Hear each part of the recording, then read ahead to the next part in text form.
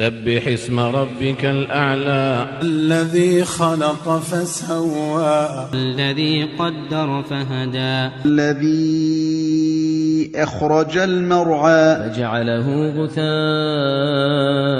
أحوى. سنقرئك فلا تنسى إلا ما شاء الله إنه يعلم الجهر وما يخفى. ونيسرك لليسرى فذكر إن نفعت الذكرى سيذكر من يخشى ويتجنبها الأشقى الذي يصلى النار الكبرى ثم لا يموت فيها ولا يحيا. قد أفلح من تزكى وذكر اسم ربه فصلى.